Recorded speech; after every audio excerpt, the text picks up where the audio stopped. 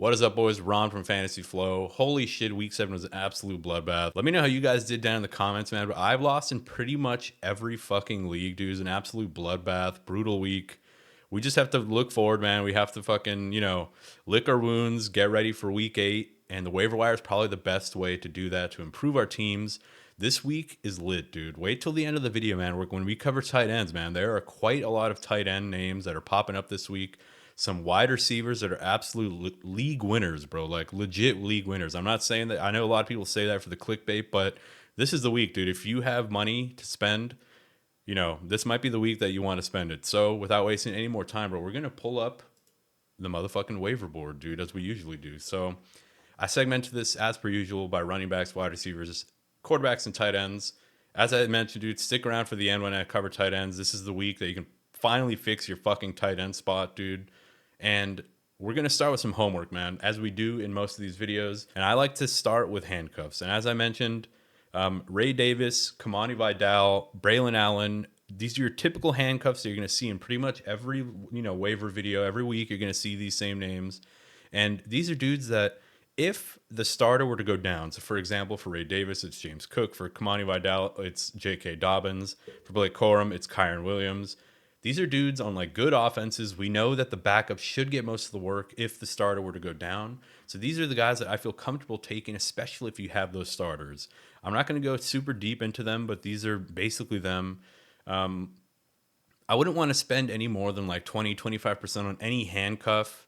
But, for Ray Davis, for example, he's somebody where not only is he a decent handcuff or like a really good handcuff because he's on like a top team, if like he has standalone value. And if, James Cook were to go down, he'd be really good. But there's a couple names of running backs that these guys extend beyond handcuffs. Now, Ray Davis, you can probably put in like that, middle part. He's a handcuff as well as a standalone.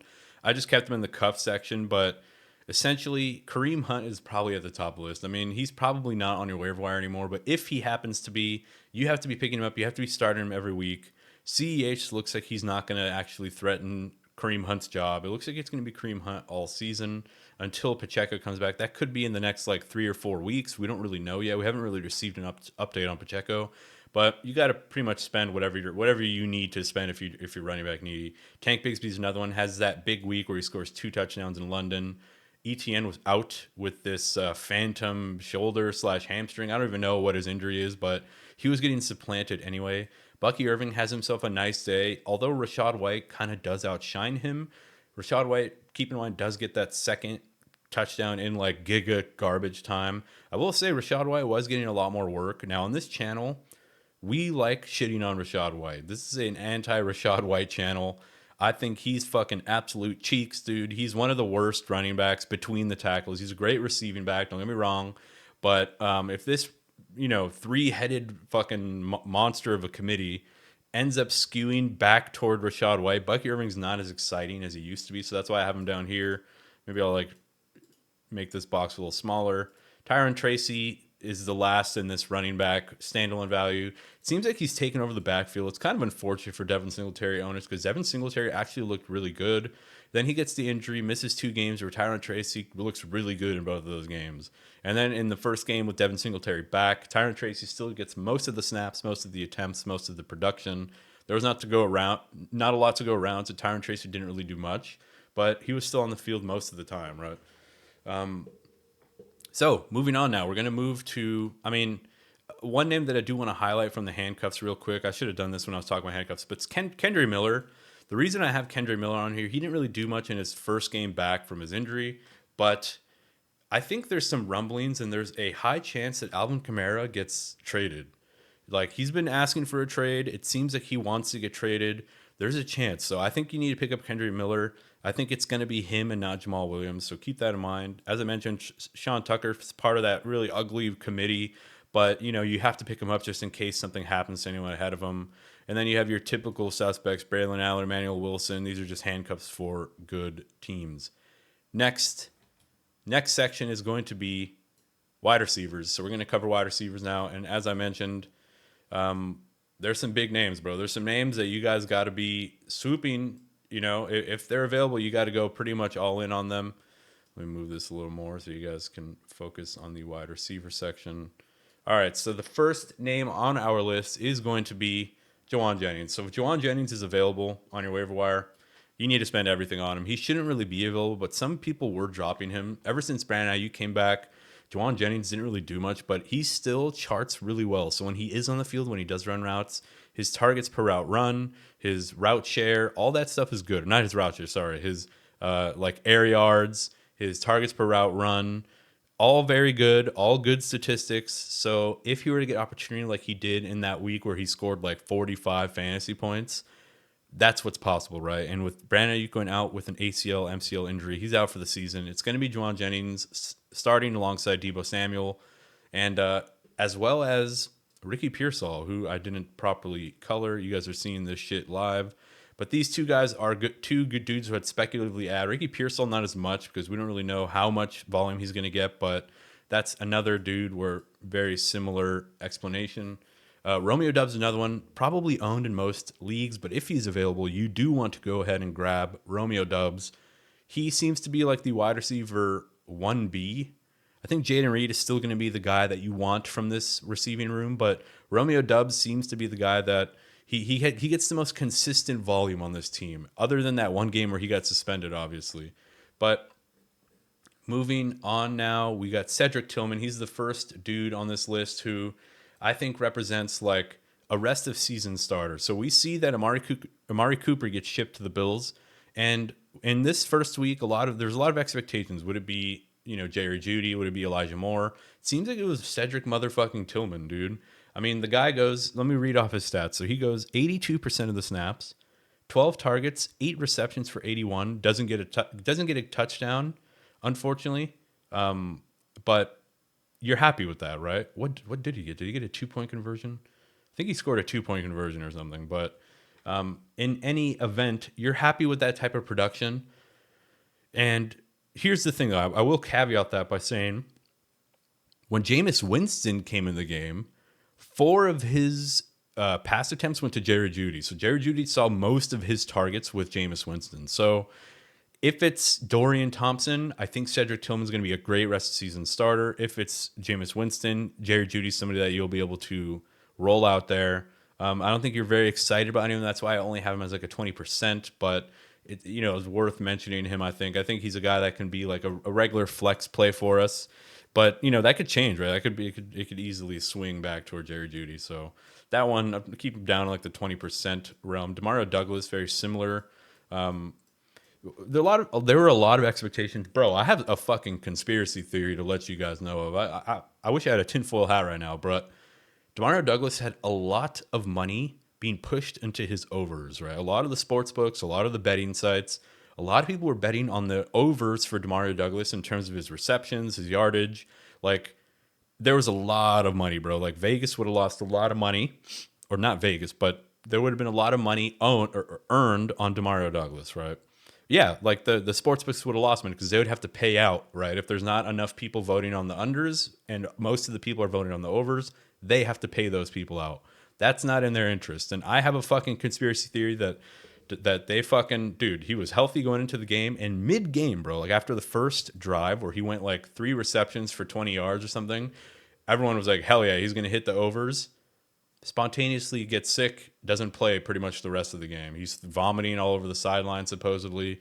I don't know, bro. Like, I don't want to get too deep into the conspiracy theories, but that shit was fucking sketch, man. Like, if a lot of people think that the NFL is rigged, that'd be the best evidence for it. Next name is Xavier Legette. Xavier Legette was a fucking letdown, bro. I almost started him in my main league, but I ended up starting Madison instead. But yeah, it was just a poor game script for them. Like, they couldn't really do anything on offense. Andy Dalton has regressed pretty much every game since that first game he started. But, it looks like they're going to be sticking with him. And I do think Deontay Johnson does get shipped out. So Xavier will get somebody that you kind of have to pick him up. You kind of have to throw him on your team just to see how this team pans out, especially with Deontay Johnson potentially heading out. Troy Franklin's another one. I was thinking of putting him in the 20% range because so Sean Payton for the Broncos was saying, like, I'm fucking sick and tired of all these, bullshit ass players on my team. I'm going young, dude. I'm starting the young players, and we saw it, dude. He actually went through with it. And Troy Franklin ended up getting a lot of work, bro. Let me pull up his stats real quick. I know I have it here somewhere. So Troy Franklin ends up playing 51% of the snaps only, unfortunately, but 6 targets, bro. His most on the season, 5 for 50. So not bad at all. That was kind of what Sean Payton was saying was going to happen. That he would start using these young guys. Devon Vele was getting a little hype as well, but it seems like Troy Franklin could be the 1A now there for the Broncos. Cortland Sutton had literally no targets, so I think the Sutton era is over. Rashad Bateman is the next one. He actually popped off. He could be even higher, to be honest. The only thing is, I don't know how often the Ravens are going to be in games where they have to pass a lot. So Rashad Bateman is a nice flex play, like a weekly flex play. You can even say he should be in the 20% range, depending on how your team looks. If you have like a very boom or bust team, I might stay away from Bateman. But if you like need a boom and you're like in desperate need, he's the great type of player to have on your bench that you can just throw in your flex when you're down like 20 points, right? Going into a late game. So that's why I like Rashad Bateman. We already talked about Ricky Pearsall. Just you want to pick up pieces for the 49ers, see what happens. Last names on this list, Devon Vele, Whittington, Allen Lazar. I would say they're not probably worth spending any money on, but if you're in a super deep league, these guys could be spot starts. Jordan Whittington, this one pissed me the fuck off, dude. They said he's healthy, he's active, ends up getting 0 targets. He ends up coming in for a few snaps in the second half, I believe, just to like block. But other than that, doesn't really do much. I don't know if he played snaps, to be honest. I just remember seeing his number on the field, but I could have been misseeing it. Maybe it wasn't even Whittington. Maybe it was Colby Parkinson. They both have a number in the 80s. So let me know if you guys saw him in the game on Sunday, if anybody's still even fucking watching until now. Next category is quarterbacks. This hasn't changed much from last week. I essentially just replaced Justin Fields with Russell Wilson. Baker Mayfield's still at the top. He should not be on waiver wires. The dude is like the number 1 quarterback in the NFL from a fantasy point of view. Caleb Williams looked really good before the bye week. If you need a quarterback, he's somebody that I really like. Russell Wilson also looked really good. He ends up getting a rushing touchdown and passes for 2.